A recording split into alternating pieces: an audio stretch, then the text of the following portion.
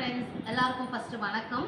இன்னைக்கு இந்த பதிவு எதுக்குன்னு பார்த்தீங்கன்னா, சம்மர் வந்து பயங்கரமாக இருக்கு. வெயில் வந்து கண்ணா பின்னான்னு அடிக்குது.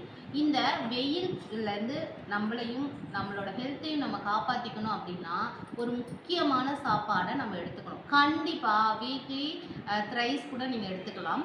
என்னன்னு பார்த்தீங்கன்னா, நம்ம காலப்போக்கில் மறந்து போன, நம்ம நிறைய படித்ததுனால மறந்து போன ஒரு முக்கியமான சாப்பாடுன்னு பார்த்தீங்கன்னா, அது பிரேக்ஃபாஸ்ட் என்னன்னு பார்த்தீங்கன்னா ஐஸ் பிரியாணி. சில்லுன்னு ஐஸ் பிரியாணி.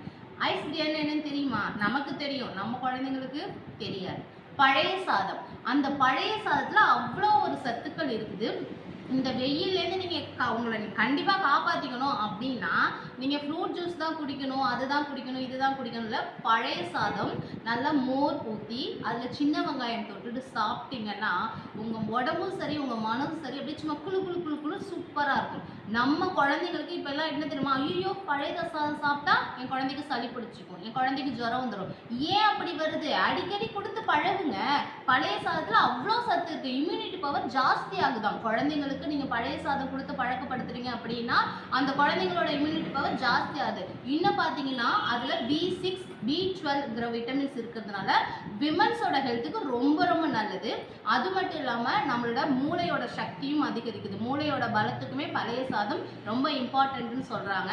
அதுக்கப்புறம் பார்த்தீங்கன்னா நம்ம உடம்புல இருக்கிற நரம்புகளுக்கும் ரொம்ப பலம் கிடைக்குது. ஸோ பழைய சாதம் சாப்பிட்றதுனால என்ன தப்பு? இப்போ எல்லாம் என்ன ஆயிடுச்சுன்னா, கஷ்டப்படுறவங்க சாப்பாட்டுக்கு வழி இல்லாதவங்க தான் பழைய சாதம் சாப்பிடணும்னு ஆகிப்போச்சு.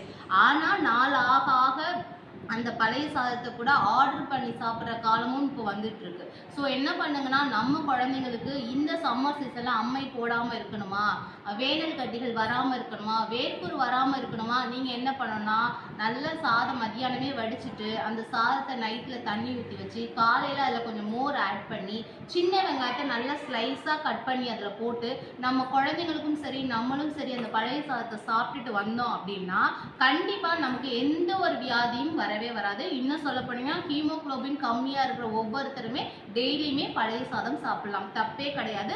பழைய சாதம் சாப்பிட்றதுனால இது வரைக்கும் எந்த ஒரு வியாதியும் வந்ததா யாருமே சொல்றதில்ல. நம்மளுடைய அப்பா அம்மா நம்மளுடைய தாத்தா பாட்டிகள் ஆரோக்கியமாக வளர்ந்ததுக்கு முக்கியமான காரணம் என்னன்னு பார்த்தீங்கன்னா இந்த பழைய சாதம் தான். அதை நாம இந்த சம்மர் சீசன்ல சாப்பிடுவோம், ஆரோக்கியமாக வாழ்வோம். தேங்க்யூ.